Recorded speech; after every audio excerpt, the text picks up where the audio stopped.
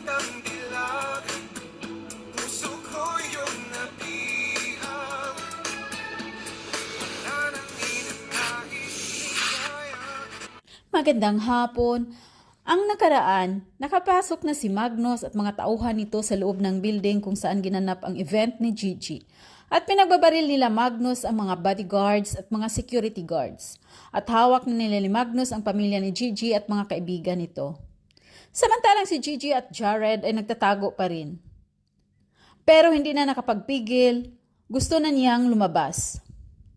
At magpakita kay Magnus, lalo na ngayon na baril na ang best friend niya. At ayaw na niya na madadamay pa yung iba. So ngayon harapin na nila si Magnus, kasama niya si Jared, para mapakawalan na yung pamilya niya at ibang kaibigan. Samantalang sila Eric naman ay naghahanap ng paraan kung paano sila makalabas.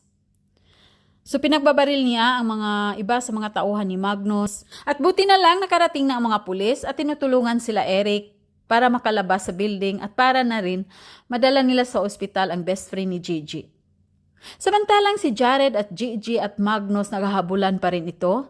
At ngayon nakaharap na nila si Magnus. At nakipag-away si Jared sa kanyang kapatid na si Magnus. At siya ang nanalo at nakuha niya ang baril. Tinututok niya kay Magnus pero hindi niya kayang ipaputok nito dahil kapatid pa rin niya kahit sa sobrang galit ni Jared sa kanyang kapatid. Pero hindi nila alam na si Magnus ay wala na talagang pakialam sa kanya kahit kapatid pa niya. So ngayon ang akala nila Gigi at Jared ay hindi magiganti si Magnus at si Magnus kinuha yung baril at gusto niyang barilin si Gigi. Pero ang nabaril niya ay sarili niyang kapatid na si Jared. At wala nang malay nito. Mukhang patay na talaga si Jared. So ngayon nakakausap pa niya sa huli si Gigi na papatakasin na at takbo na siya para makatakas kay Magnus. So ngayon naghahabulan sila Magnus at Gigi at napunta sila sa loob ng shop ni Gigi. At nakipag-agawan si Gigi sa baril ni Magnus. Pero hindi talaga siya mananalo kay Magnus. So ngayon tinututukan na siya ng baril ni Magnus pero timing nawala na ito ng bala.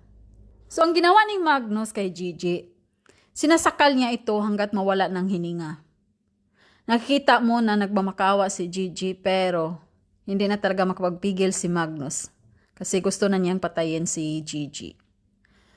So ano kayang mangyayari? Mamatay kaya si Gigi? Abangan natin bukas. Maraming salamat po. God bless!